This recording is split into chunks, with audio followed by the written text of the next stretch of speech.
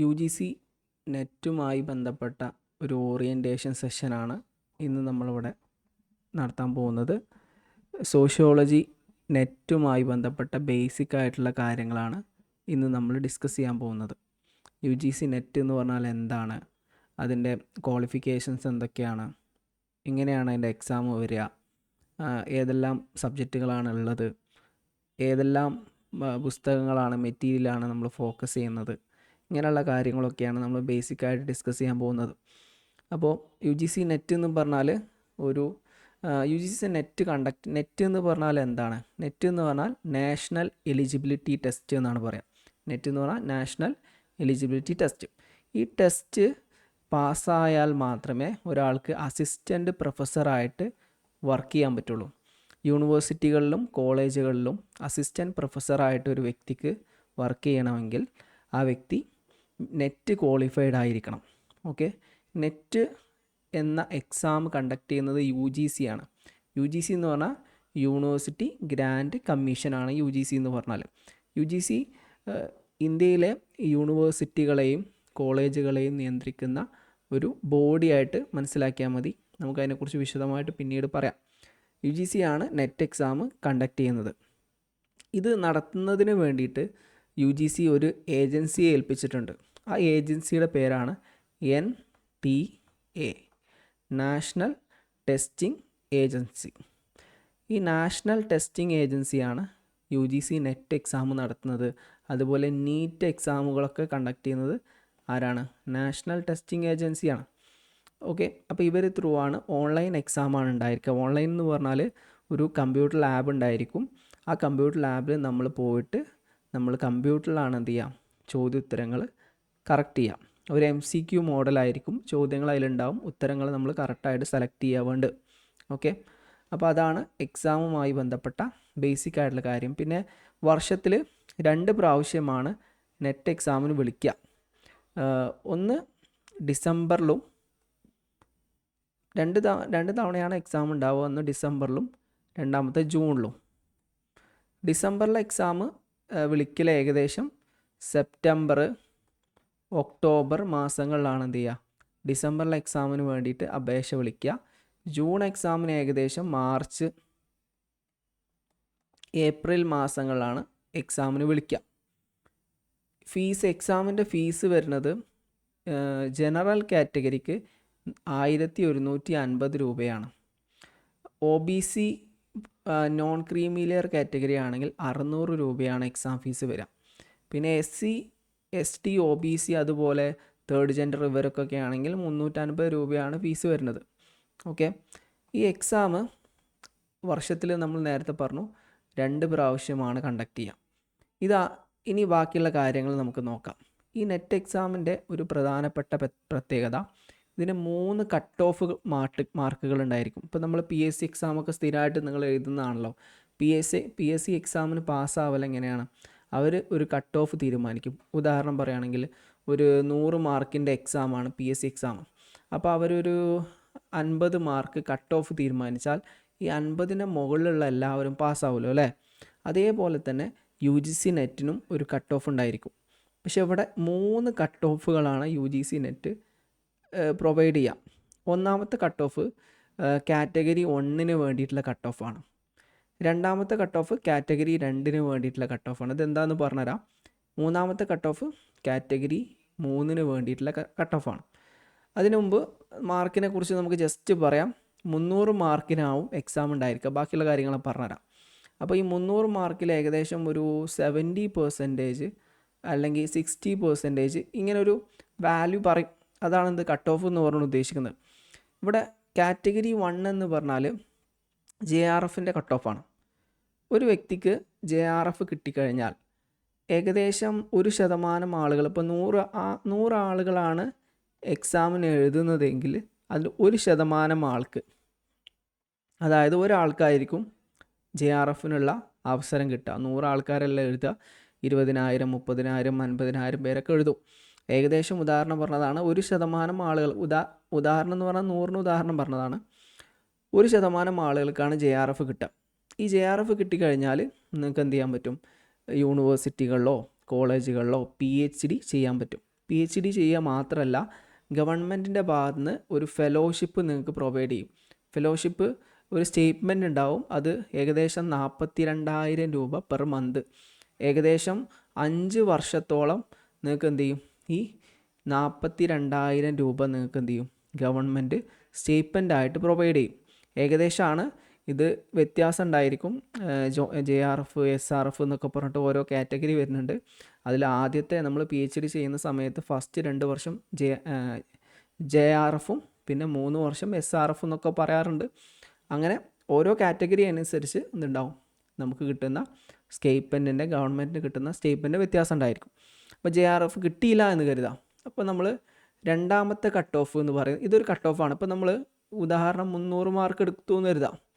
അതിലിപ്പോൾ ഒരു 70%, ഒരു ഉദാഹരണമാണ്, 70% കിട്ടിക്കഴിഞ്ഞാൽ 70 ആൻഡ് എബോ കാറ്റഗറി 1 ആണെന്ന് പറയാം. അപ്പോൾ 70% മുകളിൽ കിട്ടിയ ആളുകൾക്കൊക്കെ എന്ത് കിട്ടും, JRF കിട്ടും എന്ന് കരുതാം. രണ്ടാമത്തെ കാറ്റഗറി എന്ന് പറയുന്നത് അസിസ്റ്റൻറ്റ് പ്രൊഫസർ കാറ്റഗറിയാണ്. അസിസ്റ്റൻറ്റ് പ്രൊഫസർ കാറ്റഗറി എന്ന് പറഞ്ഞാൽ നെറ്റ് എന്നാണ് ഇത് പറയും, നെറ്റ്. ഇത് JRF ആണ്, ഇത് നെറ്റാണ്. ഓക്കെ, അപ്പോൾ നെറ്റ് കിട്ടിക്കഴിഞ്ഞാൽ ഇത് അടുത്തൊരു കട്ട് ഓഫ്, ഫോർ എക്സാമ്പിൾ 65, രണ്ടാമത്തെ കട്ട് ഓഫ് എന്ന് പറയുന്നത് 65 എന്നായിരിക്കും. ഈ നെറ്റ് കിട്ടിക്കഴിഞ്ഞാൽ ഈ നെറ്റ് കിട്ടിയ വ്യക്തിക്ക് ഇന്ത്യയിൽ എവിടെയും എന്ത് ചെയ്യാൻ പറ്റും, ലോകത്തിൻ്റെ ഏത് ഭാഗങ്ങളിലും PhD ചെയ്യാനുള്ള അവസരം ഉണ്ടായിരിക്കും. ഓക്കെ, മൂന്നാമത്തെ കട്ട് ഓഫ് എന്ന് പറയുന്നത് ഒരു മിനിറ്റ്. അപ്പോൾ നമ്മൾ പറഞ്ഞത് JRFനെ കുറിച്ചാണ്. JRF നമുക്ക് കിട്ടുന്നത് കാറ്റഗറി 1ൻ്റെ ബേസിലാണെന്ന് പറഞ്ഞു. ഓക്കെ, രണ്ടാമത്തെ കട്ട് ഓഫ് നെറ്റിൻ്റെ കട്ട് ഓഫാണ്. അത് JRFൻ്റെ തൊട്ട് താഴെയുള്ള കട്ട് ഓഫ് ആയിരിക്കും. ഓക്കെ, JRFൻ്റെ തൊട്ട് താഴെയുള്ള കട്ട് ഓഫ് 65 ആണ് ഒന്ന് കരുതാം. അപ്പോൾ നെറ്റിൻ്റെ കട്ട് ഓഫ് 65. ഓക്കെ, ഇപ്പോൾ നമുക്ക് 65% കിട്ടിക്കഴിഞ്ഞാൽ ആ വ്യക്തിക്ക് നെറ്റ് എക്സാം എഴുതാൻ പറ്റും. നെറ്റ് എക്സാം എഴുതുക എന്നതുകൊണ്ട് ഉദ്ദേശിക്കുന്നത് നെറ്റ് എക്സാം കിട്ടി, നെറ്റ് ക്വാളിഫൈഡ് ആയി എന്ന് വെച്ചാൽ ഒരു വ്യക്തിക്ക് ഇന്ത്യയിൽ എവിടെയും അസിസ്റ്റൻറ്റ് പ്രൊഫസറായിട്ട് വർക്ക് ചെയ്യാൻ പറ്റും. അതുപോലെ തന്നെ ആ വ്യക്തിക്ക് PhDക്ക് അഡ്മിഷൻ എടുക്കാനും പറ്റും. PhDക്ക് അഡ്മിഷൻ എടുക്കാൻ പറ്റും, പക്ഷേ സ്റ്റേറ്റ്മെൻറ്റ് ഉണ്ടാവില്ല. സ്റ്റേറ്റ്മെൻറ്റോട് ഉദ്ദേശിക്കുന്നത് നമ്മൾ കേന്ദ്ര സർക്കാർ പ്രൊവൈഡ് ചെയ്യുന്ന 42,000 രൂപയുടെ അടുത്തുള്ള സ്റ്റേറ്റ്മെൻറ്റ് ഉണ്ടാവില്ല. പകരം യൂണിവേഴ്സിറ്റികൾ പ്രൊവൈഡ് ചെയ്യുന്ന ഒരു സ്റ്റേറ്റ്മെൻറ്റ് ഉണ്ടായിരിക്കും. യൂണിവേഴ്സിറ്റികൾ പ്രൊവൈഡ് ചെയ്യുന്ന സ്റ്റേറ്റ്മെൻറ്റോട് ഉദ്ദേശിക്കുന്നത്, ഇപ്പോൾ കാലിക്കറ്റ് യൂണിവേഴ്സിറ്റി ആണെങ്കിൽ PhD അഡ്മിഷന് ഏകദേശം 18,000 രൂപ മാസം പ്രൊവൈഡ് ചെയ്യുന്നുണ്ട്. അതേപോലെ തന്നെ ഓരോ യൂണിവേഴ്സിറ്റികളും ഒരു സ്പെസിഫിക് എമൗണ്ട് എല്ലാ വർഷവും എല്ലാ മാസവും പ്രൊവൈഡ് ചെയ്യുന്നുണ്ട്. അങ്ങനെ ഒരു സ്റ്റേറ്റ്മെൻറ്റ് കിട്ടും. അതിന് പുറമേയുള്ള JRF ഹോൾഡേഴ്സിന് കിട്ടുന്ന സ്റ്റേറ്റ്മെൻറ്റ് എന്ത് ലഭിക്കില്ല. അതാണ് നെറ്റും JRFും തമ്മിലുള്ള വ്യത്യാസം. പക്ഷേ നെറ്റ് കിട്ടിക്കഴിഞ്ഞാൽ പിന്നീട് നെറ്റിന് PhDക്ക് വേണ്ടി എൻട്രൻസ് എക്സാം എഴുതേണ്ട ആവശ്യമില്ല. സാധാരണ നമ്മൾ PhD ചെയ്യാൻ വേണ്ടിയിട്ട് 2 ഓപ്ഷനാണ് ഉണ്ടാവുക, ഒന്നെങ്കിൽ എൻട്രൻസ് എക്സാം അല്ലെങ്കിൽ നെറ്റ് എക്സാം. ഇതിലേതെങ്കിലും ഒരു എക്സാം ക്രാക്ക് ചെയ്താൽ ആ വ്യക്തിക്ക് PhDക്ക് എൻട്രൻസ് എക്സാം എഴുതേണ്ട ആവശ്യമില്ല. പകരം ഇൻ്റർവ്യൂ മാത്രം അറ്റൻഡ് ചെയ്താൽ മതി. ഓക്കെ, മൂന്നാമത്തെ കാറ്റഗറിയിലേക്ക് പോവാം.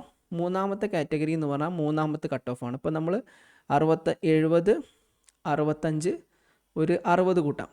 60% കിട്ടിക്കഴിഞ്ഞാൽ first PhD admission only cut ഓഫാണ്. ഇത് കിട്ടിക്കഴിഞ്ഞാൽ ഒരു വ്യക്തിക്ക് എന്ത് ചെയ്യാം, അസിസ്റ്റൻറ്റ് പ്രൊഫസറായിട്ട് വർക്ക് ചെയ്യാൻ പറ്റില്ല. JRF ഹോൾഡറും അല്ല, പക്ഷേ ആ വ്യക്തിക്ക് PhDക്ക് അഡ്മിഷൻ ലഭിക്കും. PhDക്ക് അഡ്മിഷൻ ലഭിക്കും എന്ന് പറഞ്ഞാൽ പിന്നീട് ആ വ്യക്തിക്ക് PhDക്ക് വേണ്ടിയിട്ട് യൂണിവേഴ്സിറ്റിയിൽ പ്രത്യേകം എൻട്രൻസ് എക്സാം എഴുതേണ്ട ആവശ്യമില്ല. PhD ചെയ്യാൻ വേണ്ടിയിട്ട് എല്ലാ വർഷവും യൂണിവേഴ്സിറ്റികൾ എൻട്രൻസ് എക്സാം വിളിക്കാറുണ്ട്. ഓക്കെ, എൻട്രൻസ് എക്സാം ത്രൂ ആണ് സാധാരണ PhDക്ക്, അതായത് ഗവേഷണത്തിന് അഡ്മിഷൻ കിട്ടുക. പക്ഷേ ഈ നെറ്റോ JRFോ ഈ PhD ഓൺലിയോ കിട്ടുകയാണെങ്കിൽ ആ വ്യക്തിക്ക് എൻട്രൻസ് എക്സാം എഴുതാതെ ഡയറക്റ്റായിട്ട് എന്ത് ചെയ്യാം, ആ വ്യക്തിക്ക് PhDക്ക് ഇൻ്റർവ്യൂവിന് പോകാൻ പറ്റും. ഓക്കെ, കൂടുതൽ എന്തെങ്കിലും സംശയം ഉണ്ടെങ്കിൽ എന്നോട് പേഴ്സണലായിട്ട് ചോദിച്ചാൽ മതി. അപ്പോൾ ഇതാണ് 3 മേഖലയിലേക്ക് നമുക്ക് തിരിയാൻ പറ്റും. വളരെ സിമ്പിളായിട്ട് പറയുകയാണെങ്കിൽ നമുക്ക് നെറ്റ് ക്വാളിഫൈഡ് ആയി കഴിഞ്ഞാൽ അസിസ്റ്റൻറ്റ് പ്രൊഫസറായിട്ട് വർക്ക് ചെയ്യാം. JRF ക്വാളിഫൈഡ് ആണെങ്കിൽ നമുക്ക് ഗവൺമെൻറ് സ്റ്റേറ്റ്മെൻറ്റോട് കൂടി ഏകദേശം 45,000 42,000 രൂപയോട് കൂടി നമുക്ക് എന്ത് ചെയ്യാൻ പറ്റും, PhD ചെയ്യാൻ പറ്റും. പിന്നെ അതുപോലെ PhD ഓൺലി ആണെങ്കിൽ നമുക്ക് PhD മാത്രം ചെയ്യാൻ പറ്റും. ഇങ്ങനെ 3 കട്ട് ഓഫാണ് ഉണ്ടാവുക. ഇത് മനസ്സിലാക്കാം. ഇനി നമുക്ക് ടെസ്റ്റുമായി ബേസ് ചെയ്തിട്ടുള്ള പ്രധാനപ്പെട്ട കാര്യങ്ങൾ നോക്കാം. ഓക്കെ, അപ്പോൾ അതിൽ ഫസ്റ്റ് ആണെന്ത്, ടെസ്റ്റ് എന്ന് പറഞ്ഞാൽ ടെസ്റ്റിനെ കുറിച്ചുള്ള കുറച്ച് ബേസിക് ആയിട്ടുള്ള കാര്യങ്ങൾ നോക്കുകയാണെങ്കിൽ, ടെസ്റ്റ് കണ്ടക്ട് ചെയ്യുന്നത് നമ്മൾ നേരത്തെ പറഞ്ഞല്ലോ, ആരാണ്, നാഷണൽ ടെസ്റ്റിംഗ് ഏജൻസിയാണ് ഈ ടെസ്റ്റ് കണ്ടക്ട് ചെയ്യുന്നത്. ഓക്കെ, അപ്പോൾ ഈ ടെസ്റ്റ് കണ്ടക്ട് ചെയ്യുന്ന നാഷണൽ ടെസ്റ്റിംഗ് ഏജൻസിയാണ്. ഈ ടെസ്റ്റ് എങ്ങനെയാണ് നടക്കുന്നത്, നമ്മൾ നേരത്തെ പറഞ്ഞല്ലോ, കമ്പ്യൂട്ടർ ബേസ്ഡ് ടെസ്റ്റാണ് ഈ ടെസ്റ്റ്. ഓക്കെ, അതായത് നമുക്ക് ഒരു കമ്പ്യൂട്ടർ ലാബ് പ്രൊവൈഡ് ചെയ്യും. ആ കമ്പ്യൂട്ടർ ലാബിൽ നമുക്കൊരു കമ്പ്യൂട്ടർ ഉണ്ടായിരിക്കും. ആ കമ്പ്യൂട്ടറിൽ ആയിരിക്കും നമ്മൾ എന്ത് ചെയ്യുക, ചോദ്യങ്ങളും ഉത്തരങ്ങളും എഴുതേണ്ടത്. ഓക്കെ, അതുമായി ബന്ധപ്പെട്ട കാര്യങ്ങൾ പറഞ്ഞുതരാം. അപ്പോൾ എക്സാം 3 മണിക്കൂർ നീണ്ടു നിൽക്കുന്ന തുടർച്ചയായിട്ടുള്ള എക്സാം ആയിരിക്കും ഉണ്ടാവുക. ഓക്കെ, ഈ 3 മണിക്കൂർ എക്സാം 2 പേപ്പറാണ് നമുക്ക് ഉണ്ടാവുക. പേപ്പർ 1ഉം പേപ്പർ 2ഉം. ഓക്കെ, പേപ്പർ 1 എന്ന് പറഞ്ഞാൽ എന്താണ്, പേപ്പർ 1 ജനറൽ പേപ്പറാണ്. എല്ലാവർക്കും, അതായത് ഹിസ്റ്ററി ആണെങ്കിലും പൊളിറ്റിക്സ് ആണെങ്കിലും എക്കണോമിക്സ് ആണെങ്കിലും സോഷ്യോളജി ആണെങ്കിലും ആര് നെറ്റ് എക്സാം എഴുതുകയാണെങ്കിലും പേപ്പർ 1 ഉണ്ടായിരിക്കും. പേപ്പർ 2 സ്പെസിഫിക് സബ്ജക്റ്റിൻ്റെ ബേസിലുള്ള എക്സാം ആയിരിക്കും. അത് നമ്മൾ സോഷ്യോളജി ആയതുകൊണ്ട് സോഷ്യോളജി എക്സാം ആയിരിക്കും ഉണ്ടാവുക. ഇവിടെ പേപ്പർ 1 50 ചോദ്യങ്ങളും പേപ്പർ 2 100 ചോദ്യങ്ങളുമാവും നമുക്കുണ്ടാവുക. ഓക്കെ, ഈ ഒരു ചോദ്യത്തിന് 2 മാർക്ക് വീതമാണ് നമുക്ക് ലഭിക്കുക. ഒരു ചോദ്യം ശരിയായി കഴിഞ്ഞാൽ 2 മാർക്ക് കിട്ടും. അപ്പോൾ 10 ചോദ്യം ശരിയായി കഴിഞ്ഞാൽ നമുക്ക് 20 മാർക്ക് കിട്ടും. ആ കാര്യം പ്രത്യേകം ശ്രദ്ധിക്കണം. അതുപോലെ തന്നെ തെറ്റ് മാർക്ക് കിട്ടിക്കഴിഞ്ഞാൽ മൈനസ് മാർക്ക് ഉണ്ടാവില്ല. ചില എക്സാമുകൾക്കൊക്കെ PSCയുടെ പല എക്സാമുകൾക്കും മൈനസ് മാർക്ക് ഉണ്ട്. ഇവിടെ മൈനസ് മാർക്ക് ഉണ്ടായിരിക്കില്ല. അത് നെറ്റിൻ്റെ ഒരു പ്രധാനപ്പെട്ട ഒരു പ്രത്യേകതയാണ്, മൈനസ് മാർക്ക് ഇല്ല എന്നത്. ഇവിടെ നമുക്ക് 150 ചോദ്യങ്ങളാണ് ഉണ്ടാവുക. പേപ്പർ 1ലെ 50 ചോദ്യങ്ങളും പേപ്പർ 2ടെ 100 ചോദ്യങ്ങളും കൂടിയിട്ട് നമുക്ക് 50 MCQs ഉണ്ടാവും. 300 മാർക്കിനായിരിക്കും നമുക്ക് ടോട്ടൽ എക്സാം ഉണ്ടായിരിക്കുക. പിന്നെ എലിജിബിലിറ്റി ക്രൈറ്റീരിയ നമുക്ക് നോക്കാം. ഒരു വിദ്യാർത്ഥി PG പഠിച്ചുകൊണ്ടിരിക്കുകയാണെങ്കിൽ ആ വ്യക്തിക്ക് നെറ്റ് എക്സാം എഴുതാൻ പറ്റും. ഓക്കെ, അതുപോലെ തന്നെ PG പാസ്സാകുന്ന സമയത്ത് OBC ആണെങ്കിൽ 50% മാർക്കും ജനറൽ കാറ്റഗറി ആണെങ്കിൽ 55% മാർക്കും വേണം. OBC, SC, ST, OBC ഇങ്ങനെ തേർഡ് ജെൻഡർ ആരാണെങ്കിലും 50% മതി. അല്ലാത്തവർക്ക് 55%. എക്സാം സ്വാഭാവികമായിട്ടും നമുക്ക് കിട്ടുന്ന മാർക്ക് തന്നെയാണ് കേട്ടോ 55% എന്ന് പറഞ്ഞാൽ. പിന്നെ ഏജ് ലിമിറ്റ് എന്ന് പറഞ്ഞാൽ JRFന് മാത്രം ഏജ് ലിമിറ്റ് ഉള്ളൂ, നെറ്റിന് ഏജ് ലിമിറ്റ് ഇല്ല. നമുക്ക് മരണം വരെ നെറ്റ് എക്സാം എഴുതാൻ പറ്റും. ഓക്കെ, ഇപ്പോൾ നമുക്ക് ഈ പ്രാവശ്യം നെറ്റ് എക്സാം എഴുതി അതിൽ നമുക്ക് നെറ്റ് കിട്ടി, പിന്നെ വീണ്ടും നമുക്ക് അടുത്ത ഒരു പുതിയ PG എടുക്കാം, സൈക്കോളജിയിലോ ഹിസ്റ്ററിയിലോ പുതിയ PG എടുക്കാം, അതിൽ നെറ്റ് എഴുതാം. പിന്നെ അതിൻ്റെ അടുത്ത വർഷം വേറെ നെറ്റ് എഴുതാം.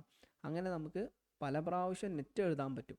പക്ഷേ JRF നമുക്ക് ഏജ് ലിമിറ്റ് ഉണ്ട്. ജനറൽ കാറ്റഗറി ആണെങ്കിൽ 30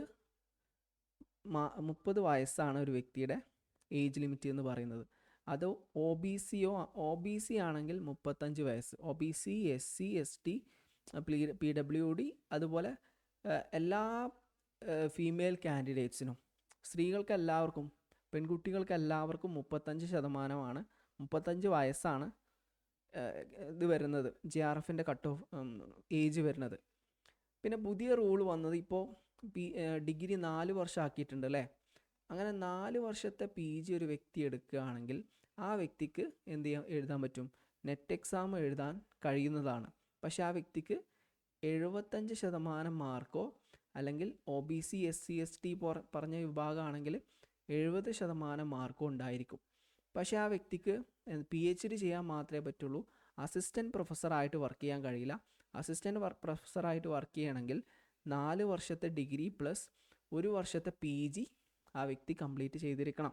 ഓക്കെ, 4 വർഷത്തെ PG ഒന്നിപ്പോൾ 4 വർഷത്തെ ഡിഗ്രി ഒന്നിപ്പോൾ അവസാനിച്ചിട്ടില്ല. ഇപ്പോൾ സെക്കൻഡ് ഇയർ ആണ്.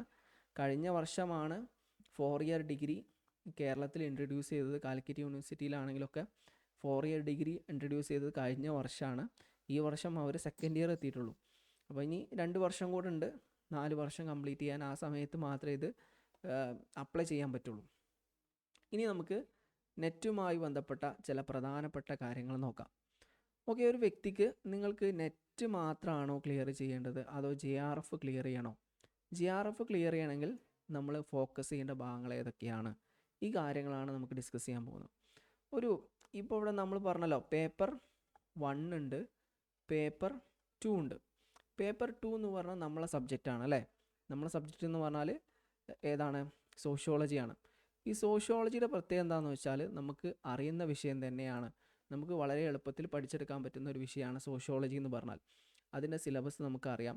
എസ്പെഷ്യലി ഇഗ്നോ പഠിക്കുന്ന ആളുകൾക്ക് നെറ്റ് വളരെ ഈസിയിൽ ക്ലിയർ ചെയ്യാൻ പറ്റും. ഞാൻ ഇഗ്നോ ആണ് സോഷ്യോളജി കഴിഞ്ഞത്.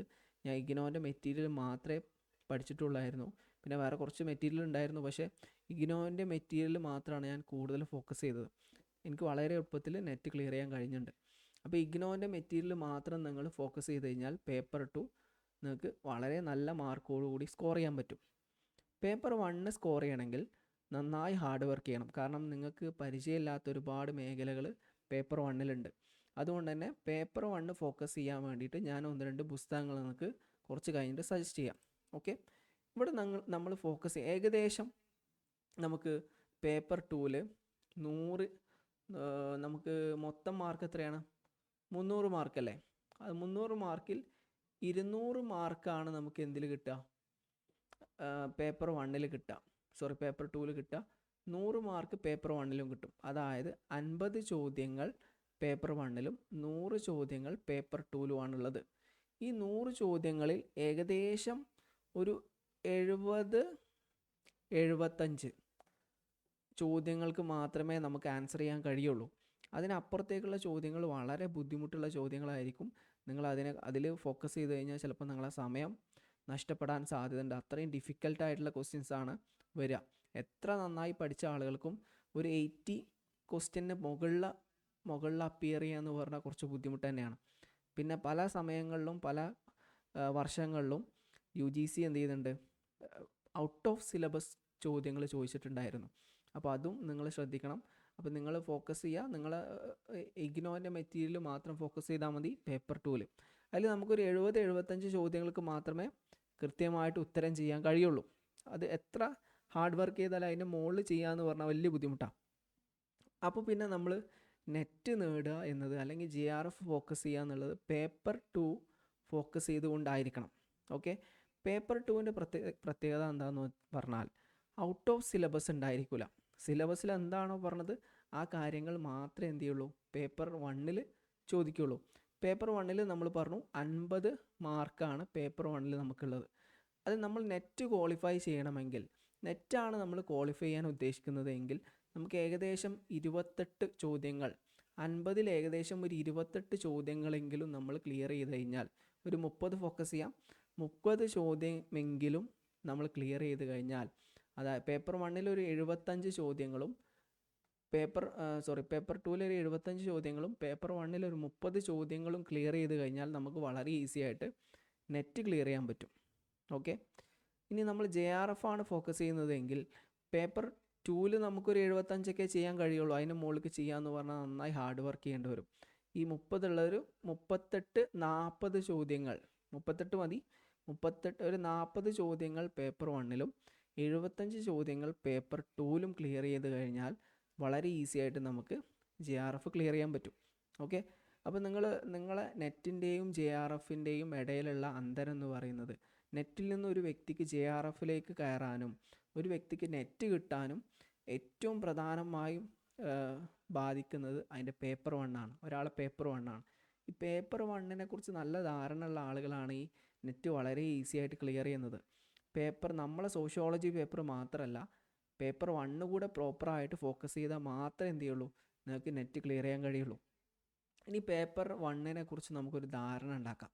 ഓക്കെ, പേപ്പർ 1 എന്ന് പറഞ്ഞാൽ ജനറൽ പേപ്പറാണ്. നമ്മളെ പേപ്പറല്ല, നമ്മൾ പേപ്പർ സോഷ്യോളജിയാണ്. അത് പേപ്പർ 2 ആണ്. പേപ്പർ 1 എന്ന് പറഞ്ഞാൽ ജനറൽ പേപ്പറാണ്. ഈ ജനറൽ പേപ്പറിൽ 10 യൂണിറ്റുകളുണ്ട്. ഓക്കെ, ഈ 10 യൂണിറ്റുകൾ നമുക്ക് 3 കാറ്റഗറികളായിട്ട് വേർതിരിക്കാൻ പറ്റും. ഓക്കെ, 3 കാറ്റഗറിയിൽ ഒന്നാമത്തെ കാറ്റഗറി എന്ന് പറയുന്നത് പ്രാക്ടിക്കൽ ഇൻറ്റൻസീവ് കാറ്റഗറിയാണ്. ഇത് വളരെ ഇമ്പോർട്ടൻ്റ് ആയിട്ടുള്ളൊരു സാധനമാണ്. ഈ പ്രാക്ടിക്കൽ ഇൻറ്റൻസീവ് കാറ്റഗറി നിങ്ങൾ തുടക്കം മുതലേ ഫോക്കസ് ചെയ്യണം. അതായത് ഇപ്പോൾ നിങ്ങൾ അടുത്ത ജൂണിലെ എക്സാമിന് പ്രിപ്പയർ ചെയ്യുകയാണെങ്കിൽ, ഈ ജനുവരിയിലാണ് നിങ്ങൾ സ്റ്റാർട്ട് ചെയ്യണമെങ്കിൽ ജനുവരി തന്നെ തുടങ്ങണം. പേപ്പർ 1-ൻ്റെ ഈ പ്രാക്ടീസ് ഇൻറ്റൻസീവ് ഭാഗങ്ങൾ ഫോക്കസ് ചെയ്യാൻ. പ്രാക്ടീസ് ഇൻറ്റൻസീവ് ഭാഗങ്ങൾ യൂണിറ്റ് 3, യൂണിറ്റ് 5, യൂണിറ്റ് 7. അതിൽ യൂണിറ്റ് 3 എന്ന് പറഞ്ഞാൽ കോംപ്രഹെൻഷനാണ്. കോംപ്രഹെൻഷൻ എന്ന് പറഞ്ഞാൽ എന്താണ്? ഇംഗ്ലീഷിലൊരു പാരഗ്രാഫ് നിങ്ങൾക്ക് തരും, എന്നിട്ട് ഒരു 5 ചോദ്യങ്ങൾ നിങ്ങൾക്ക് തരും. എന്നിട്ട് ഈ പാരഗ്രാഫ് വായിച്ചിട്ട് 5 ചോദ്യങ്ങളിൽ കൃത്യമായിട്ട് ഉത്തരം പറയാനാണ് നമ്മളോട് പറയാം. അപ്പോൾ ഇത് നിങ്ങൾക്ക് തോന്നുന്നത് വളരെ എളുപ്പമാണെന്നുള്ളത്. അപ്പോൾ വളരെ എളുപ്പമായിരിക്കും, പക്ഷേ ചില സാഹചര്യങ്ങളിൽ ഈ കോംപ്രഹെൻഷൻ വളരെ ടഫായി മാറാറുണ്ട്. ചില സമയത്ത് നല്ല കട്ടിയുള്ള ഭാഷ വരും, ചിലപ്പോൾ നമുക്ക് ടെൻഷൻ ഉണ്ടാവും. നമ്മൾ പാരഗ്രാഫ് വായിച്ചിട്ട് ചോദ്യം വായിക്കുന്ന സമയത്ത് പാരഗ്രാഫ് മറന്നു പോകും, ചോദ്യം വായിച്ചിട്ട് പാരഗ്രാഫ് വായിക്കുമ്പോൾ ചോദ്യം മറന്നു പോകും. ഇങ്ങനെയുള്ള സാഹചര്യങ്ങളിൽ ചില ടിപ്സും ട്രിക്സും നമുക്ക് യൂസ് ചെയ്യാൻ പറ്റും. ഇത് ജസ്റ്റ് ഒന്ന് പറയാം. നിങ്ങൾ എന്ത് ചെയ്യാം? ആദ്യം ചോദ്യം വായിക്കുക. ഈ ചോദ്യം 5 ചോദ്യങ്ങളാണല്ലോ ഉള്ളത്. ഒരു ചോദ്യം വളരെ ബ്രീഫായിട്ട് നിങ്ങൾക്ക് എക്സാം ഹാളിൽ നിങ്ങൾക്ക് കയറുന്ന സമയത്ത് നിങ്ങൾക്ക് ഒരു A4 പേപ്പറും ഒരു പേനയും തരും. അതിൽ നിങ്ങൾക്ക് റഫ് വർക്ക് ചെയ്യാൻ വേണ്ടിയിട്ടാണ് ഈ പേപ്പർ തരാം. അതിൽ നിങ്ങൾ എന്ത് ചെയ്യുക? ഓരോ ചോദ്യവും ആ ചോദ്യത്തിൻ്റെ ഒരു ബ്രീഫായിട്ട് 1-2 പോയിന്റിൽ ഓരോ ചോദ്യം എന്ത് ചെയ്യുക? നമ്പർ ഇട്ട് എഴുതി വെക്കുക. കോംപ്രഹെൻഷൻ നമ്പർ 1 ചോദ്യം ബ്രീഫായിട്ട് എഴുതുക, 2 ബ്രീഫായിട്ട് എഴുതുക. അങ്ങനെ ആദ്യം ചോദ്യം വായിക്കുകയും ചോദ്യം ബ്രീഫായിട്ട് ആ പേപ്പറിൽ എഴുതി വെക്കുകയും ചെയ്യാം. എന്നിട്ട് പാരഗ്രാഫ് വായിക്കുക. പാരഗ്രാഫ് വായിക്കുന്ന സമയത്ത് നിങ്ങൾക്ക് ഓരോ ചോദ്യമുള്ള ഭാഗവും സ്ട്രൈക്ക് ചെയ്യും. ആ ഭാഗത്ത് ഉത്തരം ഉണ്ടായിരിക്കും. അവിടെ ശരിക്കും പരിശോധിച്ച് കഴിഞ്ഞാൽ ഈ ചോദ്യത്തിന് ഉത്തരം നിങ്ങൾക്ക് കിട്ടും. അപ്പോൾ അതിനെക്കുറിച്ച് നമുക്ക് പിന്നീട് വിശദമായിട്ട് നോക്കാം. കോംപ്രഹെൻഷൻ്റെ വളരെ ഇമ്പോർട്ടൻ്റ് ആയിട്ടുള്ള ചോദ്യമാണ്. 5 ചോദ്യങ്ങൾ കോംപ്രഹെൻഷൻ എന്ന് വരും. ഈ 5 ചോദ്യങ്ങളും നിങ്ങൾക്ക് വളരെ എളുപ്പത്തിൽ സ്കോർ ചെയ്യാൻ പറ്റുന്നതാണ്. 5 ചോദ്യങ്ങൾ എന്ന് പറഞ്ഞാൽ നമുക്ക് 10 മാർക്ക് കിട്ടും. ഓക്കെ, 10 മാർക്ക് അതിലൂടെ കോംപ്രഹെൻഷനിലൂടെ നേടിയെടുക്കാൻ പറ്റും. ഇതൊന്നുമില്ല, നിങ്ങളിങ്ങനെ പ്രാക്ടീസ് ചെയ്താൽ മതി. മെയിനായിട്ട് നിങ്ങൾ ഇംഗ്ലീഷ് പത്രങ്ങൾ വായിക്കുക, അതുപോലെ തന്നെ ഇംഗ്ലീഷ് ലേഖനങ്ങൾ വായിക്കുക, ന്യൂസ് കേൾക്കാൻ പറ്റുകയാണെങ്കിൽ ന്യൂസ് കേൾക്കുക. പ്രധാനമായിട്ടും ലേഖനങ്ങൾ വായിക്കുക. അതേപോലെ തന്നെ കോംപ്രഹെൻഷൻ്റെ ബുക്കുകൾ വാങ്ങാൻ കിട്ടും. ആ ബുക്കുകൾ പ്രാക്ടീസ് ചെയ്യുക. ബുക്കുകൾ വാങ്ങണമെന്നൊന്നുമില്ല, നമ്മൾ AI ടൂൾ യൂസ് ചെയ്താൽ മതി. ChatGPTയിൽ കോംപ്രഹെൻഷൻ ഒരു ഉദാഹരണം ചോദിച്ചു കഴിഞ്ഞാൽ അവരെന്ത് ചെയ്യും? ക്വസ്റ്റ്യനും ആൻസറൊക്കെ തരും. അപ്പോൾ നമ്മൾ അങ്ങനെ പ്രിപ്പയർ ചെയ്യാം, പ്രശ്നമില്ല. രണ്ടാമത്തത് നമുക്ക് 7ാമത്തെ എടുക്കാം, ഡേറ്റ ഇൻ്റർപ്രിട്ടേഷൻ. ഡേറ്റ ഇൻ്റർപ്രിട്ടേഷൻ എന്ന് പറഞ്ഞാൽ നമുക്കൊരു ടേബിൾ തരും.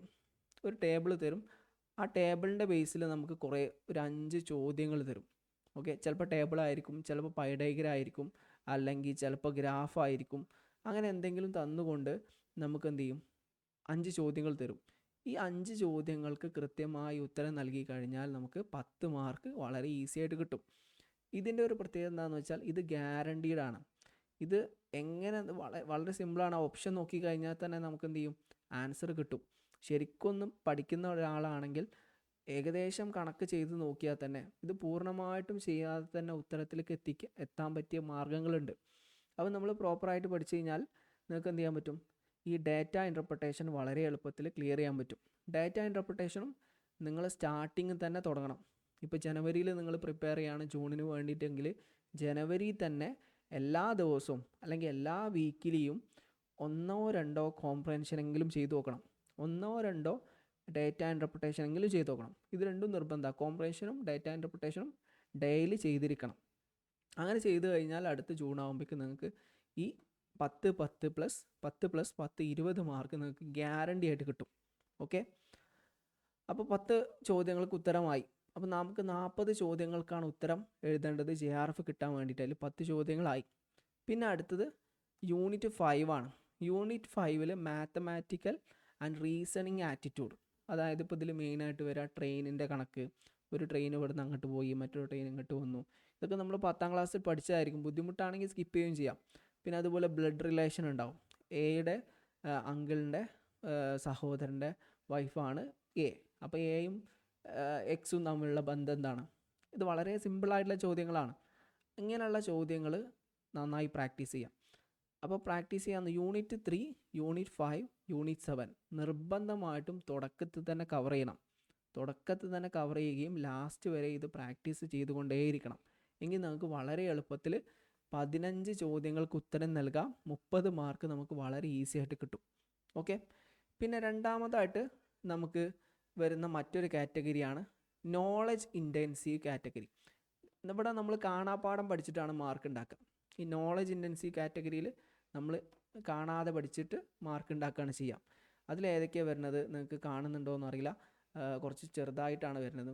യൂണിറ്റ് 8 എന്ന് പറയുന്നത് ഇൻഫോർമേഷൻ ആൻഡ് കമ്മ്യൂണിക്കേഷൻ ടെക്നോളജിയാണ്. അത് കമ്പ്യൂട്ടറുമായി ബന്ധപ്പെട്ട കമ്പ്യൂട്ടറിൻ്റെ ഹാർഡ് ഡ്രൈവ് ഏതാണ്, മോണിറ്റർ, കീബോർഡ്, മൗസ്, അങ്ങനെ കുറേ സാധനങ്ങളുണ്ടാവും. അതൊക്കെയാണ് ചോദിക്കുക. കാണാപ്പാഠം പഠിച്ചാൽ മതി, നമുക്ക് വളരെ എളുപ്പത്തിൽ പഠിക്കാൻ പറ്റും.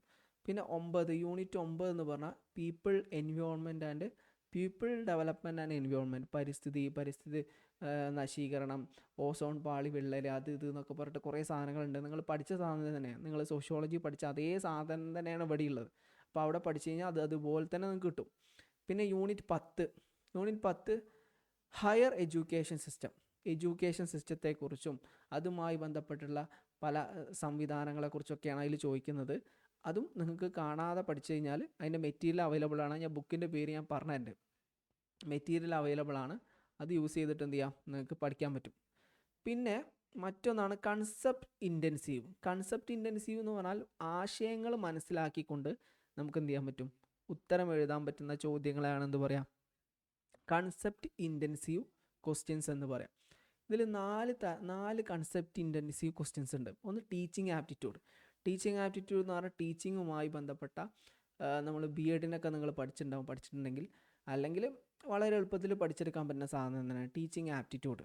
പിന്നെ അടുത്തത് റിസർച്ച് ആപ്റ്റിറ്റ്യൂഡ് നമ്മൾ ഡിഗ്രിക്ക് പഠിച്ച PGക്ക് പഠിച്ച അതേ ടോപ്പിക് തന്നെയാണ് അതിൽ research method, quantitative research, qualitative research എന്നൊക്കെ പറഞ്ഞിട്ട് കുറേ സാധനങ്ങൾ, ക്വസ്റ്റ്യനെയർ, ഇൻ്റർവ്യൂ എന്നൊക്കെ പറഞ്ഞിട്ട് ഉള്ള കാര്യങ്ങളാണ് അതിൽ വരിക. പിന്നെ കമ്മ്യൂണിക്കേഷൻ എന്ന് പറഞ്ഞാൽ അതേപോലെ തന്നെ കമ്മ്യൂണിക്കേഷൻ, അതിനെക്കുറിച്ചൊക്കെ നമുക്ക് വിശദമായിട്ട് നോക്കാം. അതുപോലെ ലോജിക്കൽ റീസണിങ്, ഇതൊക്കെ നമ്മൾ യുക്തിപരമായിട്ട് കാര്യങ്ങൾ മനസ്സിലാക്കിയിട്ട് കൺസെപ്റ്റ് ഇൻറ്റൻസീവായിട്ട് മനസ്സിലാക്കേണ്ട കാര്യങ്ങളാണ്. ഓക്കെ. അപ്പോൾ ഇതൊക്കെയാണ് നെറ്റുമായി ബന്ധപ്പെട്ടുള്ള പ്രധാനപ്പെട്ട കാര്യങ്ങൾ. പിന്നെ ഇവിടെ നമ്മൾ മനസ്സിലാക്കണമെങ്കിൽ കുറച്ച് റെഫറൻസ് ബുക്കുകൾ പറയാം കേട്ടോ. ഇതിൽ എല്ലാ പുസ്തകവും നിങ്ങൾ നോക്കണ്ട, ഏറ്റവും ഫോക്കസ് ചെയ്യേണ്ടത് KVS മദ എന്ന് പറഞ്ഞ ഒരാളുടെ പുസ്തകം. വളരെ നെറ്റിനും സെറ്റിനും JRFനൊക്കെ ഒരുപാട് ആൾക്കാർ സജസ്റ്റ് ചെയ്യുന്ന ഒരു ബുക്കാണ് KVS മദാൻ്റെ പേപ്പർ 1. ഇത് ബൈബിളായിട്ട് തന്നെ പറയുന്ന ആൾക്കാർ, ഇത് വെച്ചിട്ടാണ് ഭൂരിഭാഗം ആളുകളും പേപ്പർ 1 ആൾക്കാർ ക്ലിയർ ചെയ്യുന്നത്. അത് നിങ്ങൾക്ക് വേണമെങ്കിൽ വാങ്ങാം, അല്ലെങ്കിൽ എന്ത് ചെയ്യാം, മറ്റ് മെറ്റീരിയലൊക്കെ യൂസ് ചെയ്യാൻ പ്രശ്നമൊന്നുമില്ല. ഇതന്നെ വാങ്ങണമെന്നൊന്നുമില്ല. ഇതിന് എത്ര വില നിങ്ങൾക്കറിയാം, ഏകദേശം 700 രൂപയുടെ അടുത്തുണ്ട്. അത്യാവശ്യം കട്ടിങ് ഒക്കെ ഉള്ള പുസ്തകമാണ്. അപ്പോൾ ഇതിൽ പഠിക്കുന്ന സമയത്ത് ആദ്യം മുതൽ പഠിക്കരുത്, ഓരോ സാധനങ്ങളെടുത്ത് മാത്രം പഠിച്ചാൽ മതി. KVS ധവാൻ, ഇദ്ദേഹത്തിൻ്റെ ഒരുപാട് ആൾക്കാർ റെക്കമെൻഡ് ചെയ്യുന്ന പുസ്തകമാണ് പേപ്പർ 1ൻ്റെ ഈ പുസ്തകം. പിന്നെ നിങ്ങൾക്ക് previous year question paper refer ചെയ്യാൻ വേണ്ടിയിട്ട് നിങ്ങൾക്ക് എന്ത് ചെയ്യാം, ഒരുപാട് വെബ്സൈറ്റുകളുണ്ട്. മെയിനായിട്ട് ടെക്സ്റ്റ് ബുക്ക് എന്ന് പറഞ്ഞൊരു വെബ്സൈറ്റ് ഉണ്ട്. അത് നിങ്ങൾക്ക് വേണമെങ്കിൽ അതിൽ നോക്കിക്കഴിഞ്ഞാൽ UGC നെറ്റുമായി ബന്ധപ്പെട്ട ധാരാളം ക്വസ്റ്റ്യൻസ് നമുക്ക് അവിടുന്ന് അവൈലബിൾ ആണ്. അപ്പോൾ അത് ടെക്സ്റ്റ് ബുക്ക് എന്ന് പറഞ്ഞ വെബ്സൈറ്റ് നിങ്ങൾക്ക് നോക്കാം. അതുപോലെ യൂട്യൂബ് ചാനൽ നോക്കുകയാണെങ്കിൽ കുമാർ ഭഗത് എന്ന് പറഞ്ഞ ഒരാളെ ചാനലുണ്ട്. ഇയാൾ ഹിന്ദിക്കാരനാട്ടോ, മലയാളിയൊന്നുമല്ല. ഇയാളുടെ പേപ്പർ 1, ഇത് പേപ്പർ 1ന് വേണ്ടിയിട്ട് ഞാൻ പറഞ്ഞത്. പേപ്പർ 1ന് കുമാർ ഭഗതിൻ്റെ ഒരു യൂട്യൂബ് ചാനലുണ്ട്. അയാൾ വളരെ ക്ലാരിറ്റിയോടുകൂടി കൺസെപ്റ്റൊക്കെ പറയുന്ന ആളാണ്. ഹിന്ദി അറിയുന്ന ആൾക്കാരാണെങ്കിൽ ഇയാളത് നോക്കാം. അല്ലെങ്കിൽ പിന്നെ ഈ KVS മദാൻ്റെ പുസ്തകം നിങ്ങൾക്ക് നോക്കാം. പിന്നെ മറ്റൊരു പുസ്തകം, ഇത് നിങ്ങൾ റെഫർ ചെയ്യേണ്ട. ഇതിന് പകരം എന്ത് ചെയ്യാം, ഇഗ്നോയുടെ മെറ്റീരിയൽ റെഫർ ചെയ്യാം. ഇഗ്നോ ഫസ്റ്റ് ഇയറും സെക്കൻഡ് ഇയറും മാത്രം നോക്കിയാൽ മതി. പല UGC നെറ്റിന് കോച്ചിങ് കൊടുക്കുന്ന പല ഇൻസ്റ്റിറ്റ്യൂഷൻസും ഫോക്കസ് ചെയ്യുന്നത് UGC നെറ്റിൻ്റെ മെറ്റീരിയലാണ്. ഈ UGC നെറ്റിൻ്റെ മെറ്റീരിയൽ വളരെ ഇൻഡെപ്ത് ആയിട്ടുള്ള മെറ്റീരിയലാണ്, നിങ്ങൾക്ക് നോക്കി അറിയാൻ കഴിയും. ഇപ്പം നമ്മൾ കാലിക്കറ്റ് യൂണിവേഴ്സിറ്റീൻ്റെ ഒക്കെ ഒരു പുസ്തകം എന്ന് പറഞ്ഞാൽ യൂണിറ്റ് വരിക 4 യൂണിറ്റോ 4 പാഠം 5 പാഠമൊക്കെ ഒരു സെമ്മിൽ ഉണ്ടാവുള്ളൂ. പക്ഷേ ഇഗ്നോൻ്റെ മെറ്റീരിയൽ ഫസ്റ്റ് ഇയറിൽ ഓരോ പാഠങ്ങൾ എടുത്ത് നോക്കി കഴിഞ്ഞാൽ ഓരോ പുസ്തകവും 30 യൂണിറ്റ് 32 യൂണിറ്റൊക്കെ ഉണ്ട്. അത്രയും ബൾക്കിയാണ്, അത്രയും കണ്ടൻ്റ് ഉള്ള പുസ്തകങ്ങളാണ്. നിങ്ങളത് റെഫർ ചെയ്ത് കഴിഞ്ഞാൽ നെറ്റിന് വളരെ ഉപകാരപ്പെടും. അപ്പോൾ പേപ്പർ 2ന് UGC നെറ്റിൻ്റെ ഇഗ്നോയുടെ മെറ്റീരിയൽ നിങ്ങൾ നോക്കുക. പിന്നെ പേപ്പർ 1ന് KVS മദാൻ്റെ നോക്കാം. അത് വേണമെന്നല്ല, ഞാൻ ജസ്റ്റ് പറയാണ്. ഇത് ഏറ്റവും കൂടുതൽ ആൾക്കാർ, ഒരുപാട് JRF ക്ലിയർ ചെയ്ത എൻ്റെ സുഹൃത്തുക്കൾ ഒരുപാട് ആൾക്കാരുണ്ട്. അവരൊക്കെ ഇതാണ് യൂസ് ചെയ്തിട്ടുള്ളത്. പിന്നെ പ്രീവിയസ് ഇയർ ക്വസ്റ്റ്യൻ പേപ്പറും. ഇനി നമ്മൾ ഏറ്റവും പ്രധാനപ്പെട്ട നെറ്റിൻ്റെ ഏറ്റവും കൂടുതൽ ആൾക്കാർ എങ്ങനെ നെറ്റ് ക്ലിയർ ചെയ്യുന്നു എന്ന് വെച്ചാൽ അവർ PYQ നോക്കിയിട്ടാണ് ക്ലിയർ ചെയ്യുന്നത്. ഈ നമ്മളെ പുസ്തകങ്ങൾ മാത്രം പഠിച്ചു കഴിഞ്ഞാൽ ഒരിക്കലും നമുക്ക് എന്ത് ചെയ്യാൻ പറ്റില്ല, നെറ്റ് ക്ലിയർ ചെയ്യാൻ പറ്റില്ല. ഇപ്പം നമ്മൾ നേരത്തെ പറഞ്ഞ ധവാൻ്റെ പുസ്തകമാണ്. ധവാൻ്റെ പേപ്പർ 1നാട്ടോ. പേപ്പർ 2 ഇഗ്നോക്ക് വേണ്ടിയിട്ട് നമ്മൾ കുറേ പുസ്തകങ്ങൾ ഇഗ്നോൻ്റെ മെറ്റീരിയൽ പറഞ്ഞു. ഇതൊക്കെ നിങ്ങൾ കാണാതെ പഠിച്ചു എന്ന് കരുതിയിട്ട് നിങ്ങൾക്ക് നെറ്റ് കിട്ടില്ല. നിങ്ങൾ എക്സാം എഴുതുന്ന സമയത്ത് ഈ കൺസെപ്റ്റ് അല്ല ക്വസ്റ്റ്യനിൽ വരിക. അത് എന്താണ് അനലിറ്റിക്കലായിട്ടൊക്കെയാണ് എന്ത് ചെയ്യുക ക്വസ്റ്റ്യനിൽ വരിക. അപ്പോൾ ഇത് മനസ്സിലാക്കാൻ, ഈ കണ്ടൻറ്റ് എങ്ങനെ ചോദ്യമായിട്ട് വരുന്നു എന്ന് മനസ്സിലാക്കാൻ നിങ്ങൾക്ക് പരമാവധി ഒരു 10 വർഷത്തെയോ അല്ലെങ്കിൽ 20 വർഷത്തെയോ, ഏറ്റവും കുറഞ്ഞത് 10 വർഷത്തെ ചോദ്യപേപ്പർ കൃത്യമായിട്ടും അനലൈസ് ചെയ്യണം. അത് അനലൈസ് ചെയ്യുന്ന സമയത്ത് നിങ്ങൾ ചെയ്യേണ്ട ഒരു രീതിയുണ്ട്. ആദ്യം എന്ത് ചെയ്യുക, ക്വസ്റ്റ്യൻ പേപ്പർ സോൾവ് ചെയ്യാം. ഫോർ എക്സാമ്പിൾ പഴയ കാലത്ത് ഒരു 150 ചോദ്യങ്ങളാണെന്ന് കരുതുക. ആദ്യം ആ 150 ചോദ്യങ്ങൾ സോൾവ് ചെയ്യാം. എന്നിട്ട് ആ ചോദ്യം ഒന്ന് അനലൈസ് ചെയ്യാം. അനലൈസ് ചെയ്യാന്ന് പറഞ്ഞാൽ ചോദ്യം ഉണ്ടാവും, 3-4 ഓപ്ഷൻ ഉണ്ടാവുമായിരിക്കും അല്ലേ. അപ്പോൾ ചോദ്യം എന്താണെന്ന് നോക്കുക, അതിൻ്റെ ശരിയുത്തരം എന്താണെന്ന് നോക്കുക, തെറ്റുത്തരങ്ങൾ ഏതൊക്കെയാണെന്ന് നോക്കുക, എന്തുകൊണ്ട് ഈ ഉത്തരം തെറ്റുത്തരമായി. ഉദാഹരണമായിട്ട് ചോദിക്കുകയാണ്, ഇപ്പോൾ താഴെ പറയുന്ന തിയറികളിൽ പുസ്തകത്തിൽ കാൾ മാർക്സിൻ്റെ താഴെ പറയുന്ന തിയറികളിൽ എമിലി ദർക്കെയിമിൻ്റെ തിയറി ഏതാണ്? അപ്പോൾ ഇങ്ങനെ താഴെ ചോദിക്കുകയാണ്, എന്താണ് സൂയിസൈഡ്, അതുപോലെ തന്നെ പിന്നെന്താണ് ക്യാപിറ്റലിസം, പിന്നെ അതേപോലത്തെ ഡിവിഷൻ ഓഫ് ലേബർ ഇയാൾ തന്നെയാണ്. ക്യാപിറ്റലിസം, അതുപോലെ തന്നെ എന്താണ് ഡയലക്റ്റിക്കൽ മെറ്റീരിയലിസം, അങ്ങനെ പിന്നെന്താണ് ഫെസ്റ്റേൺ അപ്രോച്ച്, അങ്ങനെ 3-4 അല്ലെങ്കിൽ ഐഡിയലിസം, ഐഡിയൽ ടൈപ്പ്. ഇങ്ങനെ വന്നു കഴിഞ്ഞാൽ 4 തിയറികൾ നമ്മളെ മുമ്പിൽ വന്നല്ലോ അല്ലേ. ഐഡിയൽ ടൈപ്പ് ഉണ്ട്, സൂയിസൈഡ് ഉണ്ട്, ക്യാപിറ്റലിസം ഉണ്ട്, പിന്നെ ഡയലക്റ്റിക്കൽ മെറ്റീരിയലിസം ഉണ്ട്. ഇതിൽ നമുക്കറിയാം സൂയിസൈഡാണ് എമിലി ദർക്കെയിമിൻ്റെ തിയറി എന്ന് പറയുന്നത്. അപ്പോൾ സൂയിസൈഡ് എന്താണെന്ന് വിശദമായിട്ട് നമ്മൾ പഠിക്കാം. പോരാത്തതിനും 4 വേറെ ഓപ്ഷൻസ് ഉണ്ടല്ലോ. ഡിവിഷൻ ഓഫ് സൂയിസൈഡ് കഴിഞ്ഞാൽ പിന്നെ അടുത്ത് നമ്മൾ പറഞ്ഞതായിരുന്നു ഡയലക്റ്റിക്കൽ മെറ്റീരിയലിസം എന്താണെന്ന്, ആരുടെ തിയറിയാണ് എന്താണെന്ന് പഠിക്കാം. പിന്നെ അടുത്തത് ക്യാപിറ്റലിസം എന്ന് പറഞ്ഞു. ക്യാപിറ്റലിസം എന്ന് പറഞ്ഞാൽ എന്താണ്, ആരെ തിയറിയാണെന്ന് പഠിക്കാം. പിന്നെ അടുത്ത തിയറി നമ്മൾ ഐഡിയൽ ടൈപ്പ് എന്ന് പറഞ്ഞ കൺസെപ്റ്റ് ആരാണ് പറയുന്നത്, അത് ആരുടെ തിയറിയാണ്, അതുകൊണ്ട് എന്താ ഉദ്ദേശിക്കുന്നത്. അങ്ങനെ ഓരോ ചോദ്യവും വായിക്കുക, ഉത്തരങ്ങൾ 4 ഓപ്ഷനും വിശദമായിട്ട് പഠിച്ചു പോകാം. അങ്ങനെ അനലൈസ് ചെയ്യാം. അങ്ങനെ അനലൈസ് ചെയ്തതിന് ശേഷം വീണ്ടും എന്ത് ചെയ്യുക, നമ്മൾ ഇതേ ചോദ്യപേപ്പർ വീണ്ടും ആവർത്തിക്കുക. അങ്ങനെ എന്ത് ചെയ്യണം, പ്രാക്ടീസ് ചെയ്താൽ മാത്രമേ എന്ത് ചെയ്യുള്ളൂ, നമുക്ക് വളരെ എളുപ്പത്തിൽ നെറ്റ് ക്ലിയർ ചെയ്യാൻ പറ്റുള്ളൂ. അപ്പോൾ ഇതാണ് ഏറ്റവും പ്രധാനപ്പെട്ട സ്ട്രാറ്റജി. നിങ്ങൾ പുസ്തകം പഠിക്കുന്നതിനേക്കാൾ കൂടുതൽ പ്രീവിയസ് ഇയറിന് ഫോക്കസ് ചെയ്യണം. പ്രീവിയസ് ഇയർ ക്വസ്റ്റ്യൻ പേപ്പർ നോക്കിയാൽ മാത്രമേ നിങ്ങൾക്ക് എന്ത് ചെയ്യാൻ പറ്റുള്ളൂ, നെറ്റ് എക്സാം ക്ലിയർ ചെയ്യാൻ പറ്റുള്ളൂ. ഇവിടെ ഏറ്റവും കൂടുതൽ നിങ്ങൾ ഫോക്കസ് ചെയ്യേണ്ടത് നമ്മൾ നേരത്തെ പറഞ്ഞ കാര്യങ്ങളാണ്. നേരത്തെ നമ്മൾ ഏതാ പറഞ്ഞത്, 3 കാര്യങ്ങൾ. ഒന്ന് ഡേറ്റ ഇൻ്റർപ്രിട്ടേഷൻ. ഇതിൽ വരുന്ന 5 മാർക്കുകൾ നിർബന്ധമായിട്ടും നിങ്ങൾ സ്കോർ ചെയ്തിരിക്കണം. അതുപോലെ തന്നെ comprehension, reading comprehension, paragraph question, ഇതും 5 ചോദ്യങ്ങൾ നിർബന്ധമായിട്ട് നേരത്തെ നോക്കിയിരിക്കണം. അതേപോലെ തന്നെ നമ്മൾ പറഞ്ഞതാണെന്ന് മാത്തമാറ്റിക്കൽ റീസണിങ്. ഈ 3 സാധനം നിങ്ങൾക്ക് പ്രാക്ടീസ് ചെയ്ത് കഴിഞ്ഞാൽ വളരെ എളുപ്പത്തിൽ മനസ്സിലാക്കാൻ പറ്റും. പല ആളുകൾക്കും മാത്സ് ഭയങ്കര ബുദ്ധിമുട്ടാണ്. പക്ഷേ അത്ര ബുദ്ധിമുട്ടേണ്ട ആവശ്യമില്ല. +2 ലെവൽ 10ാം ക്ലാസ് ലെവൽ മാത്സ് ആണ് ഇവിടെ വരിക. അത് നിങ്ങൾ പഠിച്ചു കഴിഞ്ഞാൽ വളരെ എളുപ്പത്തിൽ എന്ത് ചെയ്യാൻ പറ്റും, ക്ലിയർ ചെയ്യാൻ പറ്റുന്ന ഒന്നാണ്. അപ്പോൾ നിങ്ങൾ എന്താണ് യൂട്യൂബിൽ നോക്കാം, വളരെ എളുപ്പത്തിൽ. ഇപ്പോൾ ഉദാഹരണമായിട്ട് ഡേറ്റ ഇൻ്റർപ്രിട്ടേഷൻ്റെ ക്ലാസ്സുകൾ യൂട്യൂബിൽ ഇഷ്ടംപോലെ ക്ലാസ്സുകൾ അവൈലബിൾ ആണ്. അപ്പോൾ നിങ്ങൾ നോക്കുക, പ്രാക്ടീസ് ചെയ്യുക, AI ടൂൾ യൂസ് ചെയ്യാം. അതിലൊക്കെ ധാരാളം ചോദ്യങ്ങൾ നിങ്ങൾക്ക് ഉണ്ടാക്കാനും പഠിക്കാനൊക്കെ പറ്റും. ഓക്കെ. പിന്നെ അതുപോലെ ഇത് പ്രോപ്പറായിട്ട് പഠിച്ചു കഴിഞ്ഞാൽ നിങ്ങൾക്ക് വളരെ എളുപ്പത്തിൽ എന്ത് ചെയ്യാൻ പറ്റും, നെറ്റ് സ്കോർ ചെയ്യാൻ പറ്റും. പിന്നെ നമ്മൾ നേരത്തെ പറഞ്ഞല്ലോ, ഒരു മിനിറ്റ്, നേരത്തെ പറഞ്ഞു JRF എന്ന് പറഞ്ഞാൽ JRF 1% ആളുകൾക്ക് മാത്രം കിട്ടുന്ന ഒരു സാധനമാണിത് JRF എന്ന് പറഞ്ഞാൽ. അപ്പോൾ ഈ 1% ആളുകളിലേക്ക് എത്തിച്ചേരുക എന്ന് പറഞ്ഞാൽ വളരെ ഡിഫിക്കൽട്ടായൊരു ടാസ്ക്കാണ്. അപ്പോൾ അതിന് വേണ്ടി നിങ്ങൾ ഫോക്കസ് ചെയ്യാം. 1% ആളുകളിലേക്ക് നിങ്ങൾക്ക് എത്തിച്ചേരണമെങ്കിൽ പേപ്പർ 1 ഫോക്കസ് ചെയ്യണം. ഓക്കെ, അപ്പോൾ പേപ്പർ 1 തുടക്കം മുതൽ തന്നെ ഫോക്കസ് ചെയ്തിട്ട് പഠിക്കുകയാണെങ്കിൽ നിങ്ങൾക്ക് എന്ത് ചെയ്യും, ഈ 1% ആളുകളിലേക്ക് എത്തിച്ചേരാൻ പറ്റും. വളരെ ഈസി ആയിട്ട് എത്തിച്ചേരാം. 1% എന്ന് പറഞ്ഞാൽ ഒരു 10 ആൾക്കാരൊന്നുമല്ല ഉണ്ടാവുക, ഏകദേശം ഒരു 22,000-ഓളം ആൾക്കാർ, എൻ്റെ കണക്ക് ശരിയാണെങ്കിൽ കേട്ടോ, 22,000-ൽ കൂടുതലേ ഉണ്ടാവുള്ളൂ ആളുകളൊക്കെ ഉണ്ടാവുന്നത് നെറ്റിനുണ്ടാവും. അപ്പോൾ 220 ആൾക്കാരോ അല്ലെങ്കിൽ ഏകദേശം എന്തുണ്ടാവും, 220 ആൾക്കാരൊക്കെ നമുക്ക് എന്ത് ചെയ്യും, നെറ്റിന് JRFന് വേണ്ടിയിട്ട് എടുക്കുകയൊക്കെ ചെയ്യും. ഓക്കെ, അപ്പോൾ ആ കാര്യം ശ്രദ്ധിക്കാം. പിന്നെ PhD ഓൺലി എന്ന് പറഞ്ഞാൽ ശരിക്കും ഒരു ട്രാപ്പാണ്. PhD ഓൺലി എന്ന് പറഞ്ഞാൽ നമ്മൾ മൂന്ന് കട്ട് ഓഫ് ഉണ്ടെന്ന് പറഞ്ഞില്ലേ. ഫസ്റ്റ് കട്ട് ഓഫ് JRFൻ്റെ കട്ട് ഓഫ്. ആ JRF കിട്ടിക്കഴിഞ്ഞാൽ എന്ത് ചെയ്യും, സ്കോളർഷിപ്പോട് കൂടി അദ്ദേഹത്തിന് PhD ചെയ്യാൻ പറ്റും. നെറ്റ് കട്ട് ഓഫ് എന്ന് പറഞ്ഞാൽ അസിസ്റ്റൻറ്റ് പ്രൊഫസറായിട്ട് വർക്ക് ചെയ്യാൻ പറ്റും.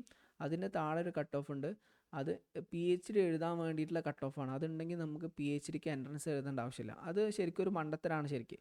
അതുകൊണ്ട് പ്രത്യേകിച്ച് കാര്യമൊന്നുമില്ല. അതിനേക്കാളും നല്ലത് പല ഇൻസ്റ്റിറ്റ്യൂഷനിലും നെറ്റും JRF ഉള്ള ആൾക്കാരെ മാത്രമേ PhDക്ക് എടുക്കുള്ളൂ, നല്ല ഉയർന്ന യൂണിവേഴ്സിറ്റിയിലൊക്കെയാണ്. ഇപ്പോൾ കാലിക്കറ്റ് യൂണിവേഴ്സിറ്റിയിലാണെങ്കിൽ അങ്ങനെ തന്നെ നെറ്റുള്ള ആൾക്കാരെ മാത്രമേ സാധാരണ PhDക്ക് വേണ്ടിയിട്ട് സെലക്ട് ചെയ്യുള്ളൂ. അപ്പോൾ അങ്ങനെ ഒരുപാട് ആൾക്കാർ നെറ്റുള്ള ആൾക്കാർ വരും, ഒരുപാട് ആൾക്കാർ JRF ഉള്ള ആൾക്കാർ വരും. അപ്പോൾ അവരെ മാത്രമേ ആദ്യം സെലക്ട് ചെയ്യുള്ളൂ. അപ്പോൾ ഈ ഏറ്റവും മുകളിൽ 1% ആവാൻ വേണ്ടിയിട്ടാണ് നമ്മൾ ശ്രമിക്കേണ്ടത്. അതിന് നമ്മൾ എന്ത് ഫോക്കസ് ചെയ്യണം, പേപ്പർ 1 ഫോക്കസ് ചെയ്യണം. പേപ്പർ 1 മാത്രം ഫോക്കസ് ചെയ്താൽ പോരാ, രണ്ടാമത് PYQ നന്നായിട്ട് ഫോക്കസ് ചെയ്യാം. PYQ അനലൈസ് ചെയ്യണം. നേരത്തെ പറഞ്ഞല്ലോ, അനലൈസ് ചെയ്യുക, വർക്ക് ചെയ്യുക, അനലൈസ് ചെയ്യുക, വീണ്ടും എന്ത് ചെയ്യുക, റിവൈസ് ചെയ്യുക. ഇതിൽ നമ്മൾ നേരത്തെ ഡാറ്റ ഇൻ്റർപ്രിട്ടേഷൻ നന്നായിട്ട് പ്രാക്ടീസ് ചെയ്യുക, കോംപ്രഹെൻഷൻ നന്നായിട്ട് പ്രാക്ടീസ് ചെയ്യുക, മോക്ക് ടെസ്റ്റുകൾ ഒരുപാട് ഉണ്ടാവും, മോക്ക് ടെസ്റ്റുകൾ എടുക്കുക. പിന്നെ നമ്മൾ KVS മദാൻ്റെ പുസ്തകം പറഞ്ഞല്ലോ, അത് പറ്റുകയാണെങ്കിൽ നിങ്ങളത് വാങ്ങുക. അല്ലെങ്കിൽ വേറെയും പുസ്തകങ്ങളുണ്ട്, അത് കുറച്ച് ബൾക്കി ആയിട്ടുള്ള പുസ്തകമാണ് കേട്ടോ. പിന്നെ അതേപോലെ തന്നെ നമ്മൾ മറ്റൊരു കാര്യം, മോക്ക് ടെസ്റ്റുകൾ എടുക്കുന്ന സമയത്ത് എക്സാം നടക്കുന്ന അതേ സമയത്ത് ടെസ്റ്റ് ചെയ്ത് ശ്രമിച്ചു നോക്കുക. അങ്ങനെ വരുന്ന സമയത്ത് നിങ്ങൾക്ക് ആ അറ്റ്മോസ്ഫിയർ, നമ്മളെ മൈൻഡും ബോഡിയും അതിനനുസരിച്ച് എന്ത് ചെയ്യും, സെറ്റാവും. സാധാരണ 9 മണി മുതൽ 2 സെഷനാണ് ഉണ്ടാവുക. ഒന്നെങ്കിൽ 9 മണി മുതൽ 12 മണി വരെ ആയിരിക്കും എക്സാം ഉണ്ടാവുക, അല്ലെങ്കിൽ 3 മണി മുതൽ 6 മണി വരെ ആയിരിക്കും എക്സാം ഉണ്ടാവുക. ആ സമയത്തേക്ക് നിങ്ങൾ എന്ത് ചെയ്യുക, എക്സാമിന് PYQ ചെയ്ത് നോക്കുക. അത് നിങ്ങളെ കോൺഫിഡൻസ് വർദ്ധിപ്പിക്കാൻ ഒരു കാരണമാവും. ഓക്കെ, അപ്പോൾ ഇതാണ് നമ്മളെ JRFന് വേണ്ടിയിട്ടുള്ള ഒരു ഓറിയൻറ്റേഷൻ സെഷൻ എന്ന് പറഞ്ഞത്. ഇതുമായി ബന്ധപ്പെട്ട് ആർക്കെങ്കിലും എന്തെങ്കിലും സംശയങ്ങളുണ്ടെങ്കിൽ ചോദിക്കാം കേട്ടോ. നമ്മൾ പറഞ്ഞത് ഇപ്പോൾ കഴിഞ്ഞ മാസം കേരള ഗവർണർ ഒരു ഓർഡർ ഇറക്കിയിട്ടുണ്ടായിരുന്നു. ഈ ഓർഡർ പറയുന്നത് എന്താണെന്ന് വെച്ചാൽ, ഇനി മുതൽ യൂണിവേഴ്സിറ്റികൾ, പ്രത്യേകിച്ച് കേരളത്തിലെ യൂണിവേഴ്സിറ്റികളിൽ അസിസ്റ്റൻറ്റ് പ്രൊഫസറായിട്ട് വർക്ക് ചെയ്യണമെങ്കിൽ നെറ്റ് നിർബന്ധമാണ്. നെറ്റ് ഓൾറെഡി നിർബന്ധം തന്നെ ആയിരുന്നു. പക്ഷേ കാലിക്കറ്റ് യൂണിവേഴ്സിറ്റി അടക്കമുള്ള പല യൂണിവേഴ്സിറ്റികളിലും സെൽഫ് ഫിനാൻസിങ് കോളേജുകളിലൊക്കെ എന്ത് ചെയ്യുന്നു, ഇതുവരെ നെറ്റില്ലാതെ PG ഉള്ള ആൾക്കാരെ എടുത്തിരുന്നു. ഇപ്പോൾ എൻ്റെ കോളേജിൽ തന്നെ ഒരുപാട് ആൾക്കാർ, നെറ്റില്ലാത്ത ആൾക്കാർ വർക്ക് ചെയ്യുന്നുണ്ട്. ഇനി അടുത്ത വർഷം മുതൽ അത് സംഭവിക്കില്ല. നെറ്റില്ലാത്ത ആൾക്കാരെ ഒരിക്കലും എന്ത് ചെയ്യാൻ പാടില്ല, നിയമിക്കാൻ പാടില്ല എന്ന് ഗവർണറുടെ പ്രത്യേക ഓർഡർ വന്നിട്ടുണ്ട്. ഇത് പ്രകാരം ഇനി സംഭവിക്കാൻ പോകുന്നത് എന്താണെന്ന് വെച്ചാൽ, നെറ്റുള്ള ആളുകൾക്ക് കൂടുതൽ അവസരം ഉണ്ടാവും. നെറ്റില്ലാത്ത ആൾക്കാരൊക്കെ നീക്കും, അതിന് പകരം നെറ്റുള്ള ആൾക്കാർ വരും. അപ്പോൾ നെറ്റുള്ള ആൾക്കാരുടെ അവൈലബിലിറ്റി കുറയല്ലോ കൂടുതൽ. അപ്പോൾ നമ്മൾ എത്രയും പെട്ടെന്ന് നെറ്റ് ക്ലിയർ ചെയ്ത് കഴിഞ്ഞാൽ നമുക്ക് എന്ത് ചെയ്യാൻ പറ്റും, യൂണിവേഴ്സിറ്റികളിലും കോളേജുകളിലും അഡ്മിഷൻ പെട്ടെന്ന് കിട്ടും. അപ്പോൾ നമ്മളെ വെബിനാറിൽ പങ്കെടുത്തതിന് വളരെയധികം നന്ദി. Thank you.